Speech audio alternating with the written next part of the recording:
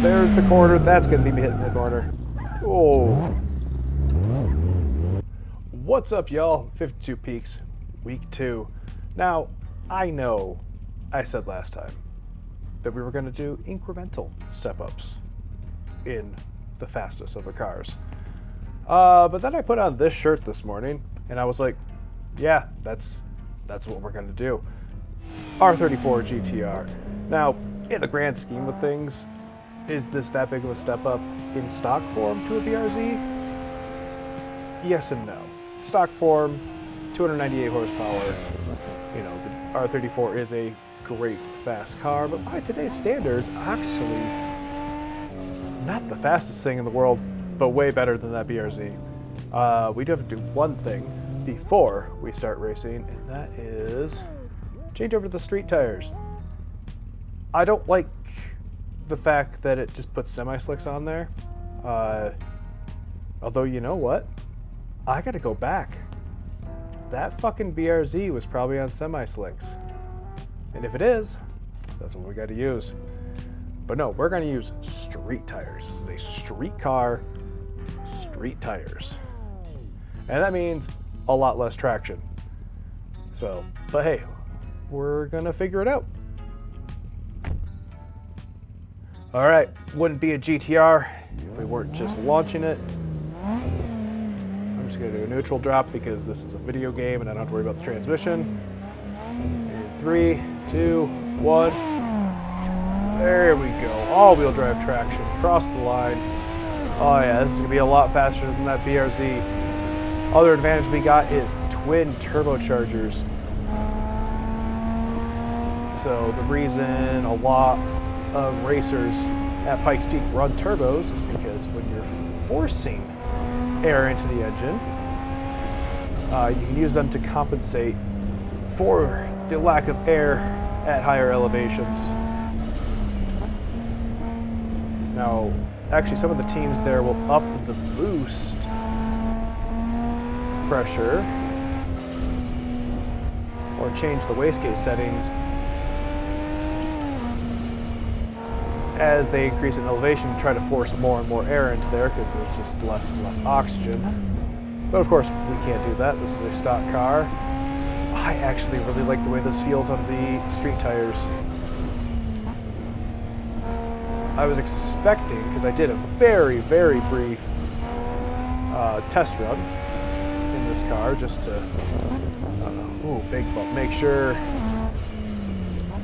I don't know, it wasn't going to explode or fall off the track or something weird, you know? We are modding video games here.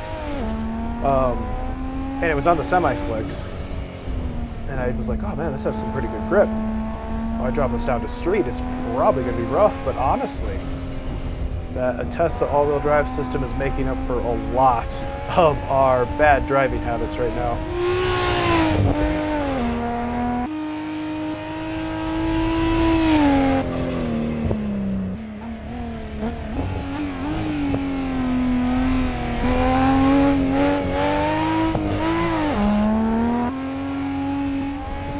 Baby this around some of these corners.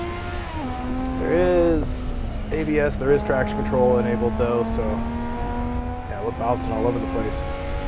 This car you can really start to see, like I said with that FRS, GTA6, whatever it was, you couldn't really tell how bumpy the road was because we were going like, you know, street speeds.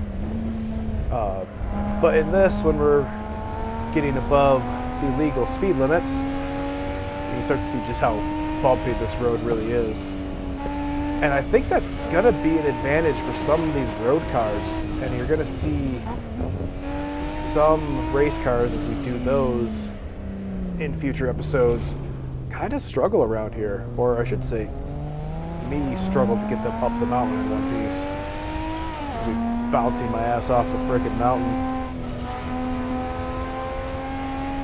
Time and day settings are still the same, so we don't have to worry about any differences there. I like the extra challenge.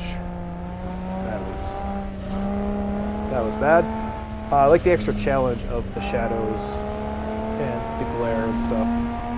I did forget to look into the idea of see if I can clean these damn windshields in these cars.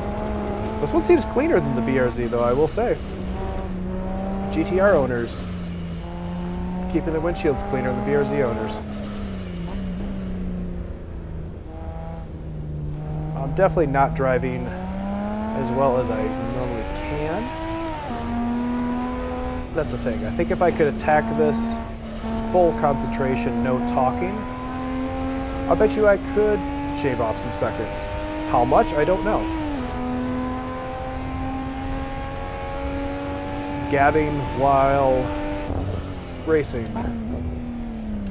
It's probably not the best idea. Unless you're an F1 driver who can apparently just, chat it up with their crew and not care, but those guys are, top of the game. Oh, okay, too much of a cut, That's gonna hurt our time, but I don't think we're gonna have any problem beating the BRZ's time. What was that, like a 14 something? 14, 18? I don't remember. Yeah, we're still going to be nowhere close to a record-setting time. Like I said, the GT-R, in its stock form, is not the fastest thing in the world. People have put these cars on such a pedestal because they think they make 1,000 horsepower from the factory, but like,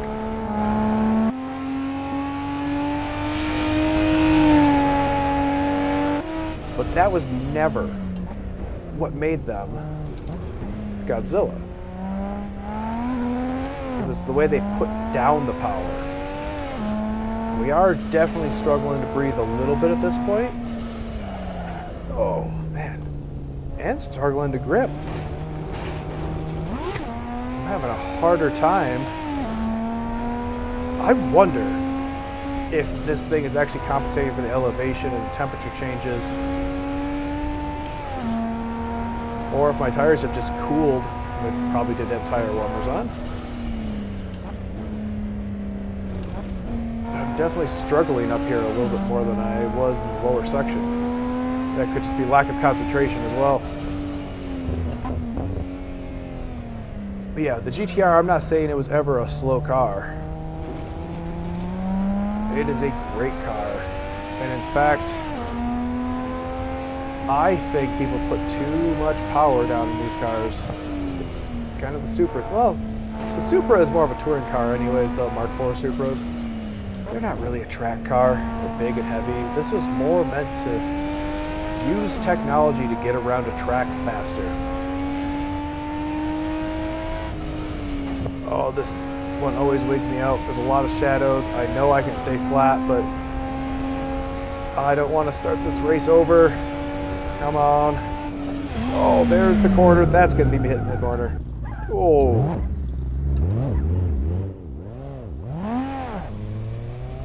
We're good. We're good. I don't have damage on.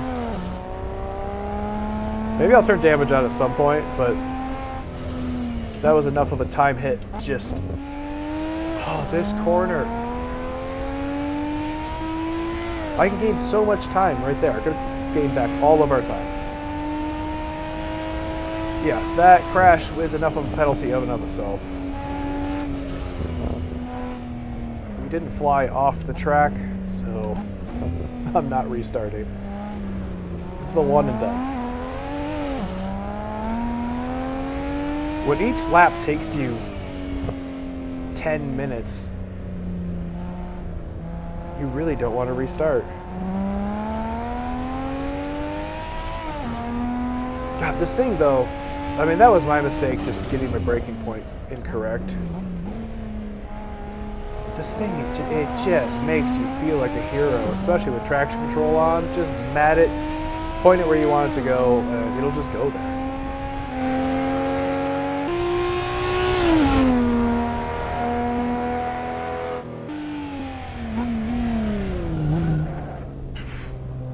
Crashing into another guardrail, my God. I'm gonna have a hard time with these faster cars judging my braking points, aren't I? Because it is bumpy. You don't have very much vision. It's kind of like by the time you see the corner, you should be braking. Even with, I mean, but some of them have so much uphill, like that one, you don't really need to. These are the things that make this track challenging. Drift on Evo corner there. Didn't mean to.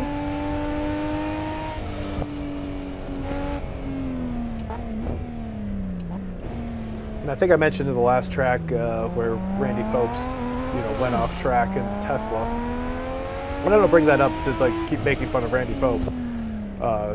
He is, one of my idols. He's a great driver. But I bring that up because he said, and other racers have said, "Oh my God, it's so bumpy in here." Not that, but that you could practice this track as much as you want, and you keep driving it, but it's deceiving. There's corners that look like other corners, and I'm not going to say the Nürburgring isn't that way too, but the Nürburgring seems to have its very specific sections. Oh man, come on. Woo! I don't know what just happened there. I think a glitch saved us. It seemed like we were coming right to the rocks and then we teleported to the middle of the road. I will take it. I don't know what that was. We're still on time. It's a weird run. But I will thank the ghosts in the machine for saving us that time. But yeah, this road is just deceiving. Some corners look like other corners, and it's hard to learn. It's what I've always heard, is that it's hard to learn, but that's why we're here. That's why we're here. All right. Can't keep it flat here. Oh no, oh no, oh. That was the best place for us to go off on this whole track. All right, we're gonna have to come back at some point and set a better lap in this GT-R too. That's why we're using all Kunos cars, because I don't want to waste these early episodes on super niche, fun mods. I want to be able to come back and redo these. And even if I somehow lose the mods or change computers, we can still come back and, redemption arc ourselves from some of this terrible driving.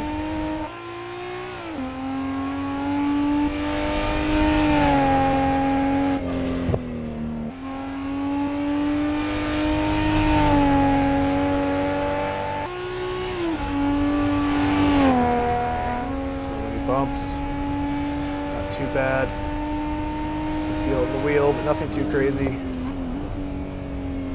Probably over-slowing for some of these corners, but at this point I am trigger shy.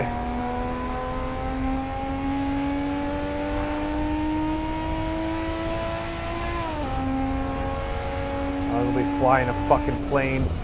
Oh, that's... Yep, that's a hairpin.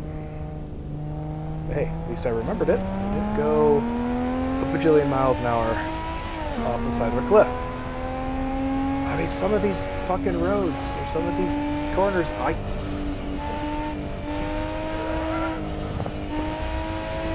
can't imagine doing this in real life. That you have to stay flat through there, but you can't see. It just looks like you're driving off a cliff the entire time. If I remember correctly, this is the finish line? Yes. Oh, so much better time. Try not to hit anything. There we go. 12:37. Almost 2 minutes faster than the BRZ, and that's with going off track, hitting a rail. I think with some practice, there's a sub 12 for somebody that's really good in this car. And hopefully someday I can come back with this GT-R and get that sub 12 myself. But for right now, we're still learning the track. Go to our Borgers stand. All right, y'all. Thanks for watching episode 2. Be back next week. We're going to find something faster. Hopefully be under 12 seconds. See what we can do. Till then, peace.